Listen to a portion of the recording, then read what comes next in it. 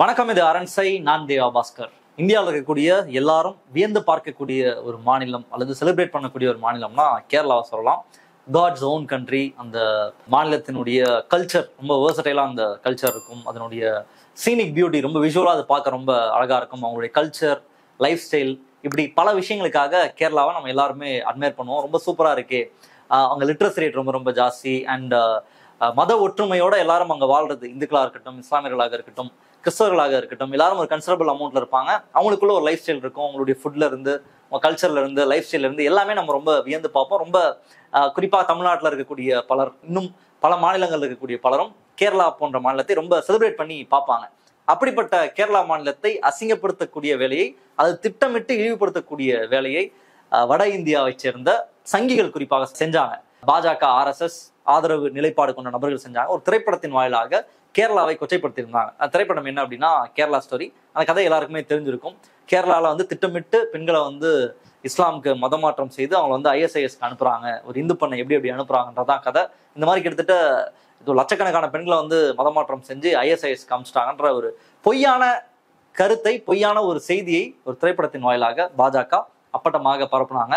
இன்னைக்கு அதே பாணியில பாஜக பொய்யை சொல்லி ஒரு விஷயத்தை கேரளா மீது கட்டமைச்சிருந்தாங்க. பாஜகவினுடைய உண்மை முகம் என்ன அப்படின்றதை இன்னொரு திரைப்படத்தின் வாயிலாக நம்மளுடைய சேட்டன்ஸ் திரும்ப ஒரு அடியை கொடுத்துருக்காங்க. அதற்கு கதறிட்டு இருக்காங்க பாஜக, RSS சேர்ந்தவர்கள். எப்படி ஒரு உண்மையை நீங்க எப்படி சொல்லலாம்? 1000 இருந்தாலும் நாங்க போய் சொல்லுவோம், ஃபேக்கான நியூஸை பரப்புவோம், அதெல்லாம் நீங்க பொறுத்துக்கணும். நீங்க எங்களை பத்தி திரும்ப எப்படி நீங்க உண்மையை சொல்லலான்ற அளவுல இந்த திரைப்படத்தின் மீது ஒரு மிகப்பெரிய தாக்குதலை திறந்துட்டு இருக்காங்க. என்ன திரைப்படம் அது, என்ன பின்னணி அது, அண்ட் இந்த விஷயத்த நாம எப்படி பாக்குறோம் அப்படின்றத அந்த வீடியோல நம்ம பார்க்க போறோம். இப்ப வெளியாகி இருக்கக்கூடிய லூசிஃபர் 2 எம்புரான் அப்படிங்கிற அந்த திரைப்படம் தான் சங்கிகளினுடைய மெல்டவுனுக்கு காரணமாக இருக்கு. மோகன்லால் கிட்ட இருந்து வெளிவரக்கூடிய ஒரு படம். பிருத்விராஜ் தான் டைரக்ட் பண்ணியிருக்காரு. லூசிஃபர் 1 பார்த்துருந்தீங்கன்னா எல்லாருக்குமே தெரிஞ்சிருக்கும். ரொம்ப பயங்கரமா இருக்கும் அந்த படம். ரொம்ப அட்டகாசமான பில்டப்ஸ் மோகன்லாலுக்கு இருக்கும். மோகன்லால் யார், அவர் யார் யார் அப்படின்னு அவரை தேடி போறக்கூடிய அந்த பயணம், அவருடைய கம்பீரம் அந்த திரைப்படத்துல, அவன் பயன்படுத்தக்கூடிய வாகனம், அவர் வேஷ்டி சட்டை போட்டு வர்றது, இப்படி அவரை பத்தி இருக்கிற பில்டப் தொடர்ச்சியாக அந்த திரைப்படத்துல ரொம்ப சூப்பரா அந்த படத்துல காமிச்சிருப்பாங்க. அவருடைய பெர்ஃபார்மன்ஸா இருக்கட்டும், அந்த படம் எல்லாமே மோகன்லாலை முழுக்க முழுக்க செலிப்ரேட் பண்ணக்கூடிய ஒரு திரைப்படமாக தான் அந்த படம் அமைஞ்சிருந்தது. அந்த படத்தினுடைய 2ஆம் பாகம் லூசிஃபர் 2 எம்புரான் ரிலீஸ் ஆனதுல இருந்து ஒரு மிகப்பெரிய சர்ச்சை வெடிச்சிருக்கு. குறிப்பாக பாஜகவை காலி பண்ணிட்டாங்க அந்த படத்துல. கேரளால பாஜக எப்படி கால் ஊன்றாம இருக்கு. அண்ட் அது மட்டும் இல்லாம நிறைய உண்மை கதையோட இருக்கக்கூடிய ரெஃபரன்சஸ், குஜராத் கலவரத்தை ரெஃபர் பண்ணியிருக்காங்க. பாபு பஜ்ரங்கி அப்படின்ற ஒரு ரியல் லைஃப் கேரக்டர் பஜ்ரங்கில் இருந்தாலும் நரோடா பாட்டியால குஜராத் கலவரத்துல பல இஸ்லாமியர்கள் படுகொலை செய்யப்படுவதற்கு காரணமாக இருந்த, அதனால் தண்டிக்கப்பட்ட பாபு பஜ்ரங்கி அப்படிங்கிற பஜ்ரங் தள் தலைவர், அந்த படத்தினுடைய அதே பேர்ல பாபா பஜ்ரங்கின்ற பேர்ல எம்புரான் திரைப்படத்துல ஒரு கேரக்டர் வச்சிருக்காங்க, ஒரு வில்லன் கதாபாத்திரத்தை வச்சிருக்காங்க. குஜராத் கலவரத்தை சுட்டி காட்டியது, இப்படியான பெயர்களை வைத்தது, பாஜகவுக்கு எதிராக வெளிப்படையாக மோகன்லாலே நடித்தது, இப்படி அந்த திரைப்படம் மிகப்பெரிய சர்ச்சையை ஏற்படுத்தியிருக்கு. கிட்டத்தட்ட யாருமே இதை எதிர்பார்க்கல. அந்த திரைப்படத்துல நீ டைரக்டா பாஜகவை டேரிங்கா அட்டாக் பண்ணுவாங்கன்றதை யாருமே எதிர்பார்க்கறதால உடனடியாக எதிர்ப்புகள் கிளம்ப ஆரம்பிச்சிருச்சு. குறிப்பாக நான் மோகன்லால் தெய்வம் மாதிரி பாக்குறேன், மோகன்லால் திரைப்படம் தான் என் வாழ்க்கை ஃபுல்லா நான் பாத்துறேன் அப்படின்ற பல சங்கிகள் நீங்க மோகன்லால் இப்படி பண்ணுவார் நான் எதிர்பார்க்கவே இல்லை, எங்க மனதை புண்படுத்திட்டாரு, ஃபேக் நியூஸ்க்கு பலியாகிட்டாரு, ஃபேக் நரேட்டிவ்க்கு பலியாகிட்டாருன்னு அவரை போட்டு கடித்து குதிர ஆரம்பிச்சிட்டாங்க. இன்னொரு பக்கம் வெளிப்படையாக அந்த மாநிலத்தினுடைய முதல்வர் பினராயி விஜயன் அந்த திரைப்படத்தை போய் பார்க்கறேன்னு சொல்லி அவர் நேரடியாக தியேட்டருக்கு போய் அந்த திரைப்படத்தை பார்த்து தன்னுடைய வாழ்த்தையும் தெரிவிச்சிருக்காரு. உண்மையை பார்த்து பயப்படுறாங்க பாஜகவினர். ஒரு கலைப்படைப்பை சுதந்திரமாக எடுக்க அனுமதிக்கணும், இப்படி மிரட்டக்கூடாது, படத்தை நீங்க முடக்குவேன் அப்படின்லாம் மிரட்டக்கூடாது, படம் கரெக்டா தான் எடுத்திருக்கேன்னு சொல்லி அந்த திரைப்படத்தை பார்த்து தன்னுடைய சாலிடாரிட்டியை கொடுத்திருக்காரு. இன்னொரு பக்கம் அவரை போட்டு மோகன்லால, பிருத்விராஜ, அந்த திரைப்படத்தினுடைய ப்ரொடியூசர் எல்லாரையும் சங்கிகள் குறி வச்சு அவரை போட்டு பராண்ட ஆரம்பிச்சிட்டாங்க. கிட்டத்தட்ட மோகன்லால கூட கொஞ்சம் விளக்கிட்டாங்க. மோகன்லால் இப்படி பண்ணுவான்னு எதிர்பார்க்கல.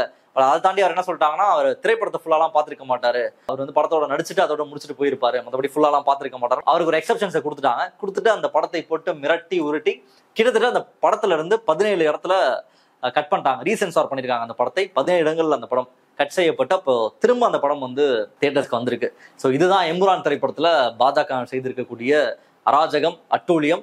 குஜராத் கலவரத்தை நீங்க எப்படி காமிக்கலாம், குஜராத் கலவரத்தை நீங்க எப்படி சுட்டி காட்டலாம், பாபா பஜ்ரங்கின்ற பேரை எப்படி வைக்கலாம், உண்மையை நீங்க எப்படி பேசலாம் அப்படின்றதுதான் இவங்களுடைய கோபமாக இருக்கு. அந்த திரைப்படத்தை மிரட்டி டிஸ்பைட் அங்க இருக்கக்கூடிய காங்கிரஸ் கட்சியினர், இடதுசாரிகள் எல்லாரும் அந்த திரைப்படத்திற்கு ஆதரவு கொடுத்தும் கூட எண்ட் ஆஃப் த டே ஒரு திரைப்படத்தை எடுக்கக்கூடியவர்கள் அதனுடைய லாப நட்ட கணக்கை பார்ப்பாங்க. அது நிறைய பேர் இன்வால்வ் ஆயிருப்பாங்க, ப்ரொடியூசர் இருப்பாரு. இவங்கெல்லாம் தாண்டி தான் அந்த டெசிஷன்லாம் எடுக்கப்பட முடியும். ஒரு படத்துல கட்லாம் வைக்கிறாங்க அப்படின்னா அதுல அல்டிமேட்டா ப்ரொடியூசருடைய சாய்ஸ் அப்படிலாம் இருக்கும். இது எல்லாத்தையும் தாண்டி இன்னைக்கு அந்த படத்துல 17 கட் வந்து விழுந்திருக்கு. இப்ப நம்மளுடைய கேள்வி என்ன அப்படின்னா, நம்ம என்ன மாதிரியான காலகட்டத்துல வாழ்ந்துட்டு இருக்கோம் அப்படின்றதான் இன்னைக்கு நம்ம முன்னாடி இருக்கக்கூடிய கேள்வி. குஜராத் கலவரம் நடந்ததா அப்படின்னு கேட்டீங்கன்னா குஜராத் கலவரம் நடந்தது. அதோட விக்டிம்ஸ் இன்னமும் இருக்காங்க. அதுல நடந்த படுகொலைகள், அதனால பாதிக்கப்பட்டவர்கள், அதனால் வீடு இழந்தவர்கள், வாழ்க்கை இழந்தவர்கள், உறவினர்களை இழந்தவர்கள், அந்த கலவரத்தால பாதிக்கப்பட்டவர்கள் எல்லாரும் கண் முன்னாடி நம்ம கூட வாழ்ந்துட்டு இருக்கக்கூடிய சாட்சியாக இருக்காங்க. இப்ப 2002 குஜராத் கலவரம் நடந்தது. நரேந்திர மோடி அவர் மீதான குற்றச்சாட்டுகள் அப்படின்றது பெருமளவுல எல்லாரும் அவரை வந்து குற்றம் சுமத்துறாங்க. அவரை தண்டிக்கணும்னு சொல்லி சொன்னாங்க. அது மட்டும் இல்லாம அமெரிக்கா தடை விதிச்சது அவருடைய விசாக்கு. மர்ச்சன்ட் ஆஃப் டெத்னு நரேந்திர மோடி சொன்னாங்க. இப்படி பல விஷயங்கள் அதுல தொடர்ந்து நடந்தது. அந்த திரைப்படம் அந்த குஜராத் கலவரம் தொடர்பாக ஒரு டாக்குமெண்ட்ரி ரிலீஸ் ஆகுது அப்படின்னா உடனடியாக இது ஒரு அந்நிய ஒரு சதி, இது வேணுமே இந்தியா வந்து அசிங்கப்படுத்துறதுக்காக இதை பண்றாங்கன்னு சொல்லி அந்த டாக்குமெண்ட்ரிக்கு ஒரு தடை விதிக்கப்பட்டது. இன்னைக்கு ஒரு திரைப்படம் வெளியாகுது, அதை டச் பண்ணி பேசுறாங்க அப்படின்னா உடனடியாக அந்த திரைப்படத்துல நாங்க கட் கொடுப்போம், இது வந்து ஃபேக் நரேட்டிவ் பண்றாங்க, பாஜகவை அசிங்கப்படுத்துறாங்க, எப்படி இதெல்லாம் பேசலாம்னு சொல்லி அந்த திரைப்படத்திற்கு இவ்வளவு கட் விழுறத பார்க்க முடியுது. வேறஸ் இதே காலகட்டத்துல சபர்மதி ரிப்போர்ட் அப்படின்ற ஒரு திரைப்படம் வருது. அந்த திரைப்படத்தை வந்து பிரதமர், உள்துறை அமைச்சர் அமித்ஷா, ராஜ்நாத் சிங், நட்டா உட்பட எல்லாரும் வரிசையா உட்காந்து பிரதமர் அலுவலகத்திலே பாக்குறாங்க. அந்த திரைப்படத்தை பாக்குறாங்க. அவர் பிரதமரே வந்து அந்த படத்துக்கான மார்க்கெட்டிங் பண்றாரு. எல்லாரும் குஜராத் கலவரத்தை வச்சு ஃபேக்கான நியூஸ் சொல்லிட்டு இருக்கும்போது சபர்மதி ரிப்போர்ட் வந்து உண்மையை சொல்லுது அப்படின்னு சொல்லி உடனடியாக பாஜகவுக்கு ஆதரவாக எடுக்கப்பட்ட ஒரு திரைப்படம். அந்த திரைப்படத்தை வந்து பிரதமரே ப்ரமோட் பண்றாரு. காஷ்மீர் ஃபைல்ஸ்னு ஒரு திரைப்படம் வந்தது. அப்படியே முழுக்க முழுக்க இஸ்லாமியர்களை வந்து மிக மோசமானவர்கள், கொடூரமானவர்கள், இரக்கமற்றவர்கள், அவர்களை வந்து நீங்க சந்தேக கண்ணோட தான் அணுகணும், அவங்கள பக்கத்திலே விடக்கூடாது, அவங்க பக்கத்து வீட்டுல காரங்களா இருக்கலாம், உங்களுடைய நண்பரா இருக்கலாம், எப்படி இவ்வளவு க்ளோஸா வேணா இருக்கலாம், அவங்கள வந்து எப்பயுமே நீ ஒரு கண் வந்து அவங்க மேல வச்சுட்டே இரு, ஏன்னா என்னைக்கு வேணா அவங்க வந்து உனக்கு எதிராக திரும்புவாங்கன்னு சொல்லி அப்பட்டமாக முழுக்க முழுக்க வெறுப்பை மட்டுமே மூலதனமாக கொண்டு ரொம்ப எப்படி சொல்றது எக்ஸ்ட்ரீமான காட்சிகள், ரொம்ப அது வந்து பார்த்தாலே முஸ்லிம்ஸை பார்த்து பயம் வந்துடும். அந்த அளவுக்கு ஒரு வெறுப்பை பரப்பக்கூடிய காட்சிகளை திரைப்படம் முழுக்க வச்சு எடுக்கப்பட்ட திரைப்படம். அதற்கு வந்து டாக்ஸ் எக்ஸம்ஷன் எல்லா மாநிலங்களையும் அந்த திரைப்படத்தை போட்டு காமிக்கிறாங்க. இந்த திரைப்படத்துக்கு வரி விலக்கு கொடுக்கப்படுது, பிரதமர் அலுவலகம் கொண்டாடுது, அமைச்சர்கள் கூட்டு பாக்குறாங்க, எல்லா மாநிலத்திலையும் ஃப்ரீயா பார்க்க விடுறாங்க. அப்படியே அந்த படம் வந்து அவ்வளவு கொண்டாடினாங்க. டெக்னிக்கலா அந்த படம் நல்லா இருக்குமான்னு கேட்டீங்கன்னா கன்றாவே இருக்கும், ரொம்ப ரொம்ப கேவலமா இருக்கும், பார்க்கவே முடியாது, சகிக்கவே சகிக்காது, அந்த அளவுக்கு மட்டமா எடுத்துருப்பாங்க திரைப்படத்தை. பட் இருந்தாலும் பரவாயில்ல, நீ வந்து முஸ்லீம் இல்லைனா காமிச்சிட்ட, இந்துக்களை வந்து அப்பாவின் காமிச்சிட்ட, அதனால அந்த திரைப்படத்துக்கு நாங்கள் ஃபுல் மார்க் கொடுத்துருவோன்ற பேர்ல வெளிப்படையாக அந்த திரைப்படத்தை ப்ரொமோட் பண்ணாங்க. அந்த திரைப்படம் முடிஞ்சு உடனடியாக அந்த ஃபேக் இதுல அப்படியே பொங்கி வந்து பேசக்கூடிய, வெறுப்பை கக்கக்கூடிய பல சங்கிகளை வந்து நம்ம பார்த்தோம். இப்படி நிறைய படம் தொடர்ச்சியா வந்துட்டே இருக்கு. கேரளா ஸ்டோரின்னு ஒரு திரைப்படத்தை எடுத்து கேரளா எவ்வளவு அசிங்கப்படுத்தினாங்க. ஒரு மாநிலத்துல எல்லாரும் ஒற்றுமையாக வாழக்கூடிய ஒரு மாநிலம், இந்துக்கள், இஸ்லாமியர்கள், கிறிஸ்தவர்கள் எல்லாரும் வாழ்றாங்க, இடதுசாரிகள் ஆட்சி செய்யக்கூடிய ஒரு மண்ணாக அந்த மண் இருக்கு. அந்த மண்ணில் வந்து திட்டமிட்டு இஸ்லாமியர்கள் இருந்து ISISக்கு அனுப்புறாங்கன்ற அளவுல வரைக்கும் மோசமான ஒரு வெறுப்பு பிரச்சாரத்தை இந்த மாநிலத்தையே அசிங்கப்படுத்துற வகையில ஒரு திரைப்படத்தை எடுத்தாங்க. அது குறித்து எந்த கூச்சநாச்சமும் இவர்களுக்கு கிடையாது. அப்படி அந்த திரைப்படத்திற்கு எந்த கட்டும் கிடையாது. அவங்க எப்படிதான் நினைக்கிறாங்களோ எப்படியாலும் எடுக்கலாம். அதான் இப்போ நீங்க வந்து ஈஸியா ஒரு படம் எடுக்கணும், இப்போ இன்னைக்கு இந்தியா இருக்கக்கூடிய காலகட்டத்தில் நீங்க நல்ல ஒரு திரைப்படம் எடுத்து லைஃப்ல செட்டில் ஆகணும் அப்படின்னா முஸ்லிம்ஸ் வந்து வில்லனா காமிச்சு இந்துக்கள் அப்பாவின் காமிக்கிற மாதிரி ஒரு கதையை மட்டும் எடுத்துட்டீங்க, லைட்டா கொஞ்சம் ஹிஸ்டாரிக்கல் ரெஃபரன்ஸ், ஒரு ஹிஸ்டரியில போய் கதையை லைட்டா நமக்கு ஏற்ற மாதிரி மாத்தி அங்க முஸ்லிம் விரோதி, இந்துக்கள் பாவம் அப்படின்ற கதையை நம்ம எடுத்துட்டோம் அப்படின்னா நீங்க வந்து லைஃப்ல செட்டில் ஆயிடலாம். அந்த அளவுக்கான ஒரு அட்மாஸ்பியரை நீங்க வளர்த்து உருவாக்கி வச்சிருக்காங்க. அதுல இன்னும் குறிப்பிட்டு சொல்லணும்னா சாவான்ற ஒரு திரைப்படம், அந்த திரைப்படம் வெளியாகி கிட்டத்தட்ட இந்தியாவே கலவர பூமியா மாறிடுச்சு. மகாராஷ்டிரா மாநிலத்துல கலவரமே அடிச்சிருச்சு அந்த திரைப்படத்தினால. அவுரங்கசீப் எவ்வளவு ஒரு மோசமான நபர், அவர் இந்து மன்னர்களை எவ்வளவு குடும்பப்படுத்தினாரு அப்படின்னு சொல்லி ஒரு மிகப்பெரிய வெறுப்பு பிரச்சாரத்தை பண்ணி இந்த திரைப்படம் முடிஞ்சு தியேட்டர்ல எல்லாரும் பேசக்கூடியது, அவங்க முழங்கின அந்த ஸ்லோகன்ஸ், எல்லாரும் கத்துறது, பேசுறதுன்னு ஆரவாரம் பண்றது. இன்னைக்கு சோறு இல்லை, இன்னைக்கு அவ்வளவு பிரச்சனை இருக்கு நாட்டுல, இன்னைக்கு ரோடு ஒழுங்கா இல்ல, தண்ணி ஒழுங்கா இல்ல, வேலை இல்லை, விலைவாசி பிச்சுட்டு பறந்துட்டு இருக்கு எந்த இடத்துலயோ, இதை பத்தி எல்லாம் நம்ம பேசவே கூடாதுன்றதுக்காக மீண்டும் மீண்டும் ஒரு பொய்யான எதிரியை கட்டமைக்கக்கூடிய வேலையை இந்த திரைப்படத்தின் வாயிலாக செஞ்சுட்டு இருக்காங்க. அதோட பீக்கு தான் சாவா.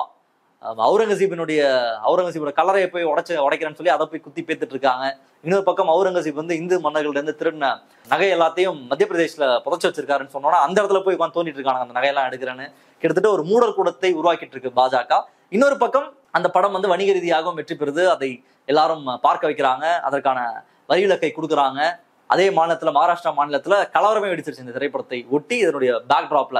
அப்போ சினிமா எடுக்கக்கூடியவர்கள் எந்த பொறுப்பும் இல்லாம எனக்கு காசு வந்தா போதுன்ற அளவுல திரைப்படங்களை தொடர்ச்சியாக எடுத்துட்டு இருக்காங்க. பாஜகவை ப்ளீஸ் பண்ணக்கூடிய வேலையை செஞ்சுட்டு இருக்காங்க. அந்த மாதிரி காலகட்டத்தில் தான் இம்ரான் மாதிரியான திரைப்படம் உண்மையை வந்து பேசுது. கலவரம் நடந்தது, ஆமா உண்மை, கலவரம் நடந்துச்சு அப்படின்னு சொன்ன படத்தை நீ எப்படி சொல்லலாம்னு சொல்லி அவங்களுடைய சங்கை பிடித்து அவர்களுடைய குரல் வலையை நெறித்து இன்னைக்கு அந்த திரைப்படத்துல 17 கட்டை வந்து வாங்கியிருக்காங்க. நம்ம சொல்றதெல்லாம் ஒன்னே ஒண்ணுதான். ஃபர்ஸ்ட் ஆஃப் ஆல் அந்த படத்தை எல்லாரும் போய் பாருங்க, கண்டிப்பா பார்த்து உங்களுடைய ஆதரவை தெரிவிங்க. இன்னொரு பக்கம் இந்த மாதிரியான திரைப்படங்களை முடக்கிறதன் வாயிலாக பாஜக என்ன நரேட்டிவை பெடல் பண்ண நினைக்கிறாங்களோ அது மட்டும்தான் மக்களிடையே வந்து சேரும். இந்த திரைப்படத்தை ஒட்டி மோகன்லால் வந்து மன்னிப்பு கேட்டிருக்காரு. ஒரு பக்கம் பினராயி விஜயன், கேரளாவில் ஆளும் கட்சியாக இருக்கக்கூடிய இடதுசாரிகள், எதிர்கட்சியாக இருக்கக்கூடிய காங்கிரஸ் எல்லாருமே இந்த படத்துக்கு ஆதரவு தெரிவித்தாலும், பாஜக எதிர்த்து கேள்வி கேட்டாலும் கூட மோகன்லால் அந்த திரைப்படம் வெற்றி அடையணும்ன்ற அடிப்படையில் அவர் வந்து மன்னிப்பு கேட்டிருக்காரு. தெரியாம நடந்துச்சுன்னு சொல்லியிருக்காரு. யாராவது புண்பட்டு இருந்தா அதுக்கு வருத்தம் தெரிவிச்சிருக்கான்னு சொல்லி வீடியோலாம் ரிலீஸ் பண்ணியிருக்காரு. அவங்களுடைய மாநிலத்தினுடைய முதல்வர் ஆதரவு இருந்தும் கூட மோகன்லால் இந்த நிலைப்பாடு தான் எடுத்திருக்காரு. நம்ம சொல்றதெல்லாம் ஒன்னே ஒண்ணுதான்.